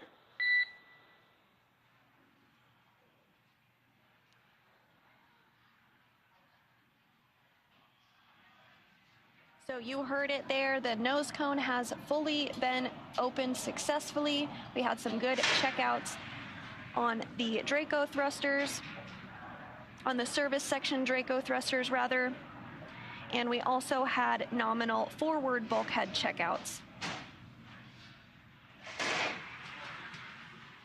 That's right, and the astronauts should be getting the okay to doff or remove their suits in about 6 or 7 minutes. I would imagine that, as Sandra mentioned before, we do have 3 space newbies on board today. I would imagine that they would be pretty excited to get out of their seats. They've been in these seats for a while. The crew ingressed hours ago, and I would imagine that the 3 folks and even the veteran, everybody would be excited to get out and be able to float around a little bit for the first time on this Crew 5 mission. Yes, absolutely. And you do see the crew working through some procedures there on the touchpads that they do have in front of them. They'll continue to have those available for them throughout their flight uphill. Again, this is going to be about a 29-hour launch to docking for Crew 5.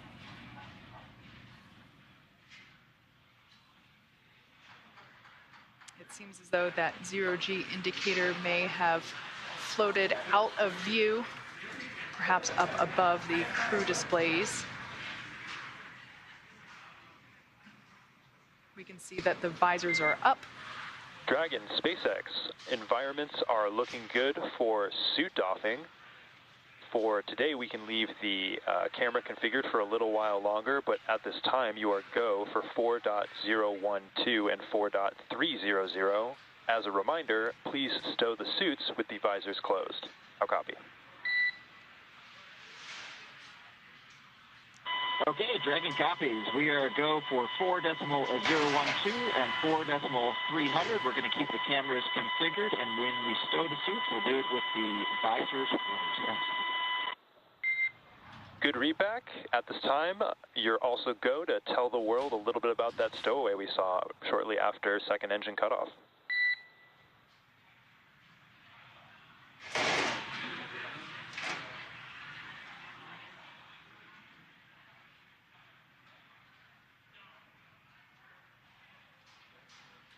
So we're standing by for a few words from the crew about that zero-G indicator.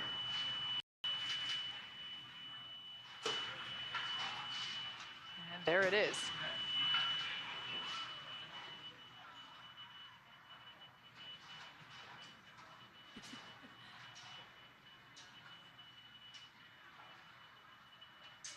SpaceX Dragon back in the ground. We missed the last part of your transmission. And no worries, repeating my last on there. I was going to have you all talk a little bit about your zero-G indicator, but we can hold that off for the next ground station pass here for Dubai. At this time, what I'll do is I'll take the cameras external for suit doffing, and then you let me know when they're allowed to come back on board.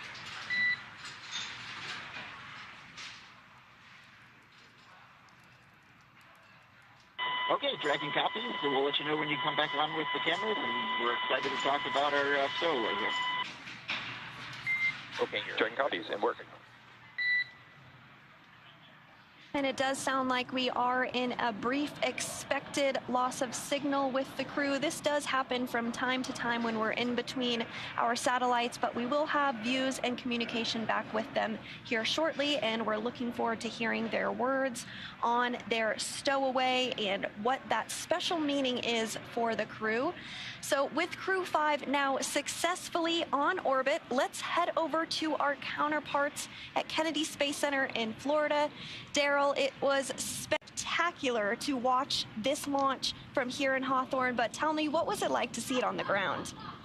It was amazing. First of all, we got an idyllic day right here on the Space Coast. I mean, the temperatures are like, mid-70s. There's a cool breeze. Phenomenal launch. Bob, I want to get your thoughts. You've flown, you've watched. This was pretty perfect.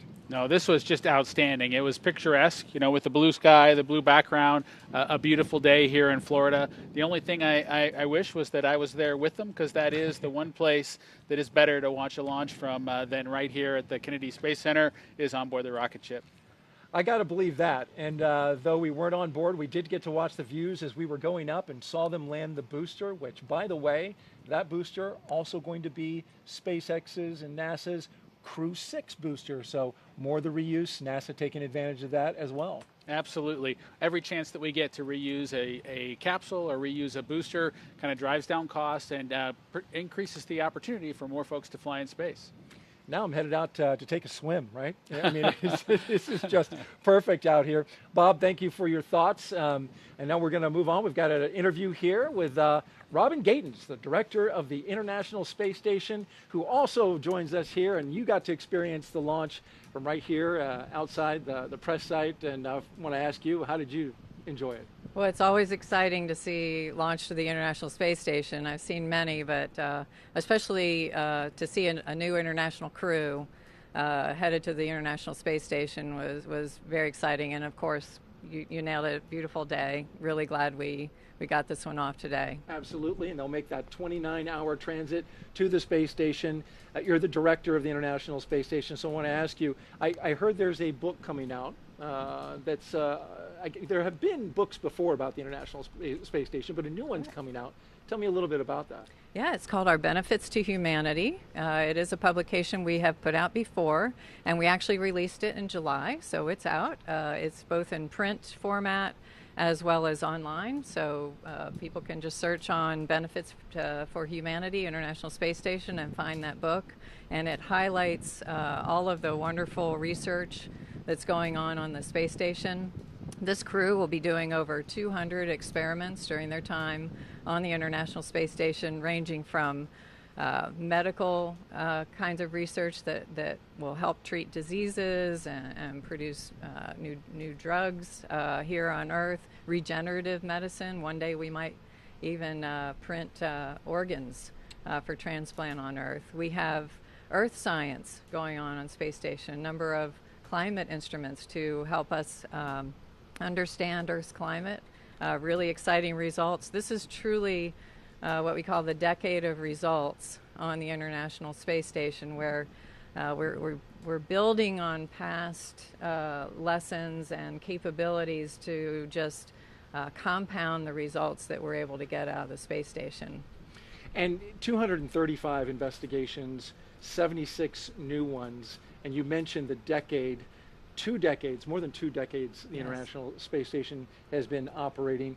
You mentioned some of the science that they're going to be doing. I'm wondering if you have a favorite that you've kind of identified, like, oh, I can't wait to find out the results of that. Well, I've been tracking a lot of them. I'm really excited about some of the medical things. We're flying again a payload by a company called Lambda Vision, and they're producing retinal implants that could be used to help patients with ocular degeneration. So that's really exciting. I'm excited about what we're learning,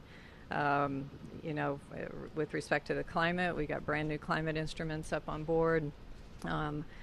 We've got companies learning how to make better products through their research on through the ISS National Lab and their work on the space station. So I'm also excited about plant research going on Space Station. I think that's not only important for future exploration missions, but also to help us grow plants in harsh environments, small spaces here on Earth.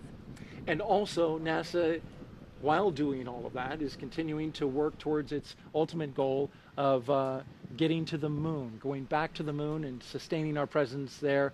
A lot of technology at the station that works towards that end. We want to actually pause, though, for 1 second, because we understand that one of the astronauts, Josh Cassada, has a statement that he is going to make. It is relatively about his zero-G indicator, which, if you saw in the coverage, it was I don't know if it was a baby Einstein, Bob, but it was a little Einstein. It definitely looked like a small Einstein, but we'll listen to Josh and hear exactly the details.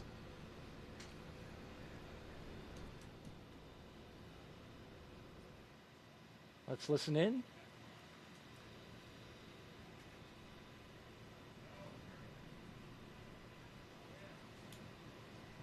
Again, waiting for astronaut Josh Cassada with a special message. And Dragon, cameras are internal. SpaceX.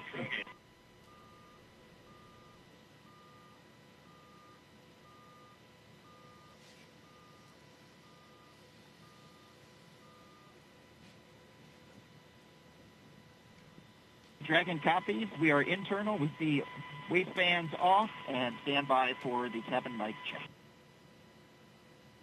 You see Koichi Wakata is out of his seat.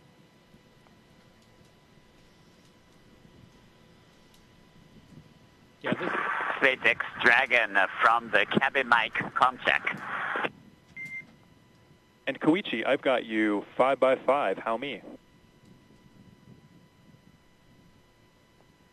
Mike, we have you loud and clear also.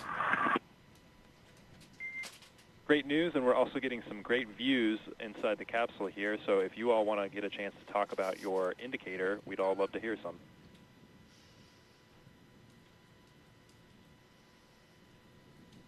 Absolutely, Mike.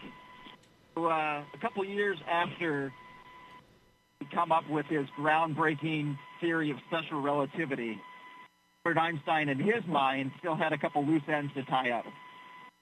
While he was sitting in the patent office, because he wasn't famous yet, definitely should have been, he had what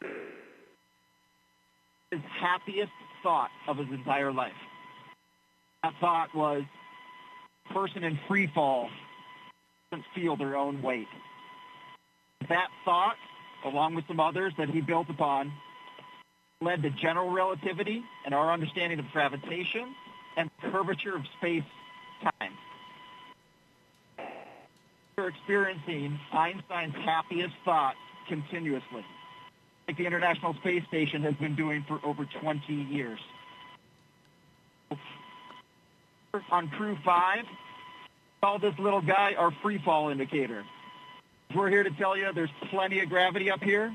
In fact, that's what's keeping us in orbit right now and preventing this trip on a Crew Dragon from being a one-way trip. A little bit like life. We live in the same world. We live in the same universe. Sometimes we experience it in a very different way from our neighbors. We can all keep that in mind. Hopefully we can all continue to do absolutely amazing things, do it together.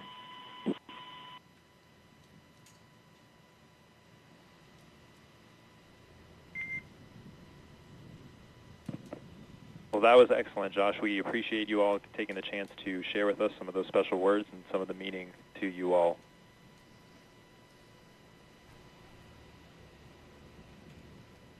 I tell you, my crewmates are just happy that we didn't break out a dry erase board and get into more detail. We'll chat lensing later. Absolutely. A message from at this time, astronaut Josh Cassada, the pilot of Crew 5, and his fellow astronauts and cosmonaut, floating in space high above the Earth as they head to the International Space Station with a special message about Albert Einstein, who is represented there floating around space as the zero-G indicator, but then also a nod to his theory of relativity. E equals MC squared, I believe, Bob. Well, there are a lot of great things that Einstein was responsible for, and I would just say that maybe there are 5 folks experiencing his happiest thought on board the Dragon capsule just right now. Absolutely, and NASA is looking to return humans to the surface of the moon, and this is part of it, going to the International Space Station. We mentioned some of the efforts in going up there, and of course the science that's going to be done by Crew 5. We're looking forward to that as well. Some final thoughts, Bob, about the day today. Well, it was just a wonderful day, a chance for me to relive the launch experience with the Falcon 9 and the Dragon capsule, and I'm just super excited for the Crew 5 and little Einstein on board and in free fall right now. A very special moment indeed. Before we wrap up, I want to send it over to Megan Cruz, who is with Deputy Administrator and former Space Shuttle astronaut Pam Melroy. I am Pam, and I have just been chatting about how wonderful of a day this was for a launch. Oh, it's a gorgeous day here at the historic Kennedy Space Center.